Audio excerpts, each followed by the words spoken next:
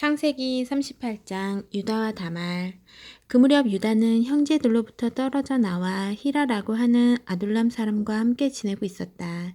그곳에 있는 동안 유다는 가나안 사람 수아의 딸을 만났다.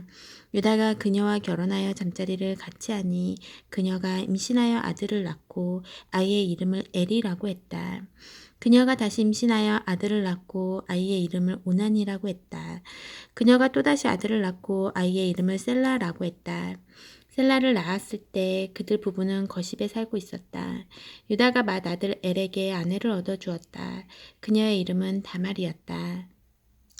그러나 유다의 맏아들 엘이 하나님께 심히 악한 죄를 지어 하나님께서 그의 목숨을 거두어 가셨다. 유다가 오난에게 말했다. 가서 남편을 잃은 내 형수와 잠자리를 같이 하도록 하여라. 내 형의 혈통이 끊어지지 않게 하는 것이 동생인 네가 해야 할 도리다. 하지만 오나는 아이를 낳아도 자기 아이가 되지 못할 것을 알고 형수와 잠자리를 같이 할 때마다 형의 아이를 낳지 않으려고 정액을 바닥에 쏟았다. 그가 한 짓은 하나님을 크게 거스르는 일이었다. 하나님께서 그의 목숨도 거두어 가셨다. 그러자 유다는 며느리 다말을 찾아가서 말했다. 내 아들 셀라가 다 자랄 때까지 내 아버지 집에서 과부로 지내고 있거라. 그는 셀라마저 형들처럼 죽게 될까 걱정했던 것이다. 그리하여 다말은 자기 아버지 집으로 가서 살았다. 시간이 흘러 유다의 아내 곧 수아의 딸이 죽었다. 애도 기간이 끝나자 유다는 아둘람 사람 친구 히라와 함께 양떼의 털을 깎으러 딥나로 갔다. 다말은 내 시아버지가 양떼의 털을 깎으러 딥나로 갔다는 소식을 전해 들었다. 그녀는 과부의 옷을 벗고 너울로 얼굴을 가려 남이 알아보지 못하게 한 다음 딥나로 가는 길에 있는 에나임 입구에 앉아 있었다. 그녀는 셀라가 다 자랐는데도 유다가 자기를 그와 결혼시키려 하지 않는다는 것을 알고 있었다. 유다는 너울로 얼굴을 가리고 있는 그녀를 보고 창녀라고 생각했다. 그는 길가에 있는 그녀에게 다가가 말했다. 오늘 밤 함께 보내자. 유다는 그녀가 자기 며느리인 줄 전혀 알지 못했다. 그녀가 말했다. 그 값으로 내게 무엇을 주겠습니까? 유다가 말했다. 내 가축대에서 새끼 염소 한 마리를 보내겠다. 그녀가 말했다. 그것을 보낼 때까지 내게 담보물을 맡기면 그렇게 하겠습니다. 담보물로 원하는 게 뭐냐? 그녀가 대답했다. 어르신이 갖고 있는 줄 달린 도장과 지팡이를 주십시오. 유다는 그것을 다말에게 건네고 잠자리를 같이 했다. 그녀가 임신하게 되었다. 그녀는 그곳을 떠나 집으로 돌아가서 너울을 벗고 과부의 옷을 다시 입었다. 유다는 친구인 아둘람 사람 편에 새끼 염소를 보내며 그 여자에게서 담보물을 찾아오게 했다. 그러나 그 친구는 그녀를 찾지 못했다. 그래서 그곳 사람들에게 물었다. 이곳 에나임 근처 길가에 앉아있던 창녀는 어디로 갔습니까? 그들이 말했다. 여기에는 창녀가 없답니다. 그가 유다에게로 돌아와서 말했다. 그 여자를 찾을 수 없었네. 그곳 사람들이 거기에는 창녀가 없다고 하더군. 유다가 말했다. 담보물을 가질 테면 가지라지. 우리가 계속 찾아다니면 다들 우리 보고 손가락질을 할 것이네. 나는 이 거래에서 내 도리를 다했네. 내가 새끼 염소를 보냈지만 자네가 그녀를 찾지 못한 것뿐이네. 3달쯤 지난 뒤에 유다의 귀에 한 소식이 들려왔다. 자네의 며느리가 창녀짓을 하고 있네. 게다가 이제는 임신까지 했다는군. 유다가 고함을 질렀다. 그 애를 이곳으로 끌어내어 불태워버려라. 사람들이 다말을 끌어내려고 하자 그녀가 시아버지에게 전가를 보냈다. 저는 이 물건의 주인 때문에 임신하게 되었습니다. 이 물건을 확인해 보십시오. 이 줄 달린 도장과 지팡이가 누구의 것입니까? 유다는 그것이 자기 것임을 알아보고 말했다. 그 애가 옳고 내가 잘못했다. 내가 그 애를 내 아들 셀라와 결혼시키려 하지 않았기 때문이다. 유다는 다시는 그녀와 잠자리를 같이 하지 않았다. 다말이 출산할 때가 되었는데 그녀의 태 속에 쌍둥이가 있었다. 아이를 낳을 때 한 아이의 손이 나왔다. 산파가 그 손에 붉은 실을 묶고 말했다. 이 아이가 먼저 나온 아이다. 그러나 바로 그때 그 아이의 손이 도로 들어가더니 그의 동생이 나왔다. 산파가 말했다. 동생이 밀치고 나왔구나. 그래서 아이의 이름을 베레스, 돌파라고 했다. 곧이어 그 아이의 형이 손에 붉은 실을 감고 나오니 아이의 이름을 세라, 빛나다라고 했다. 39장 이집트로 팔려간 요셉. 이스마엘 사람들이 요셉을 이집트로 끌고 가자 바로의 신하로 왕실의 일을 도맡아 관리하고 있던 이집트 사람 보디발이 그들에게서 요셉을 샀다. 하나님께서 요셉과 함께 하셨으므로 그가 하는 일이 다 잘 되었다.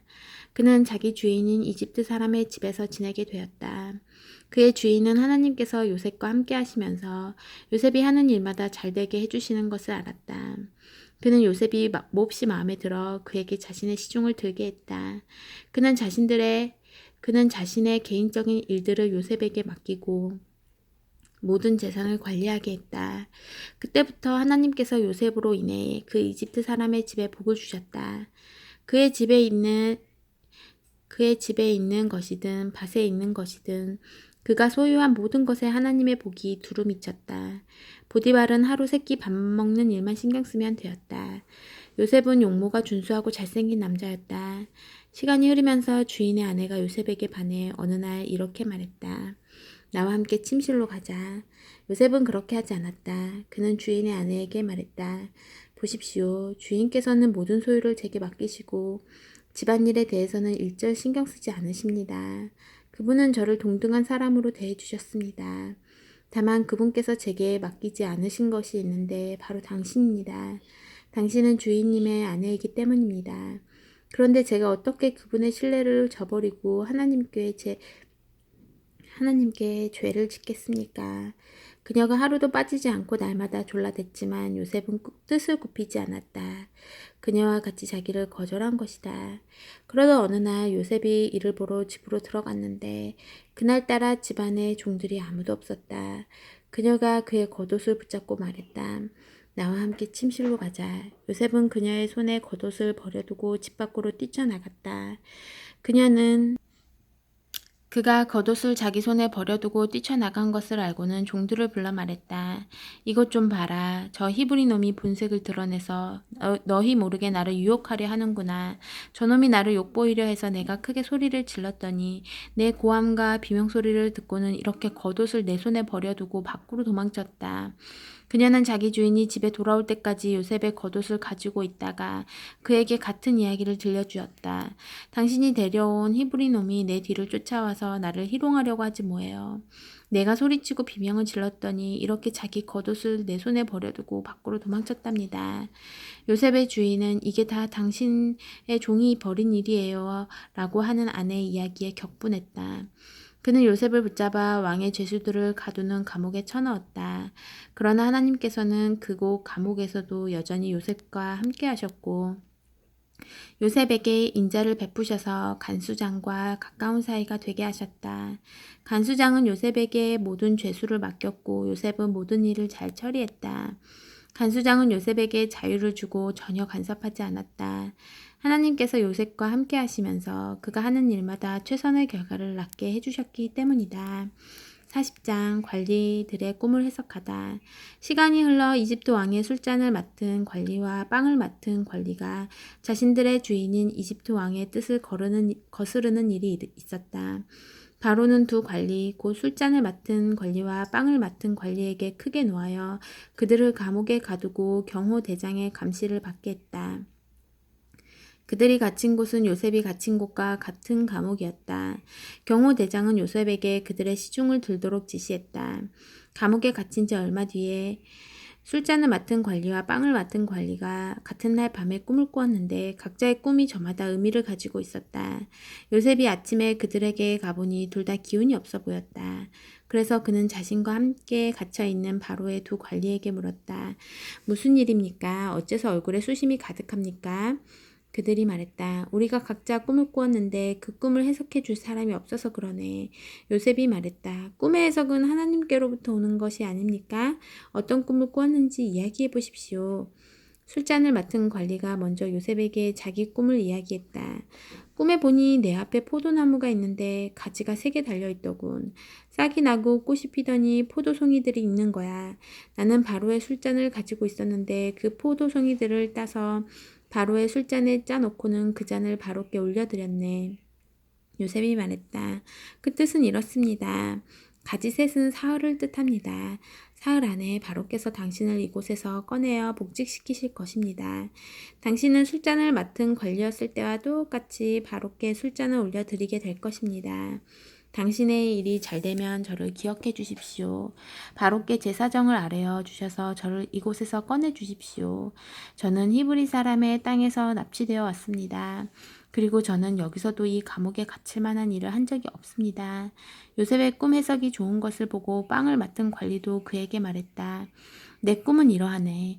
버들가지를 엮어 만든 바구니 3개가 내 머리 위에 있었네. 맨 위에 바구니에는 갓 구운 온갖 빵들이 있었는데 새들이 내 머리 위에 바구니에서 그것을 쪼아 먹고 있었네. 요셉이 말했다. 그 꿈의 해석은 이렇습니다.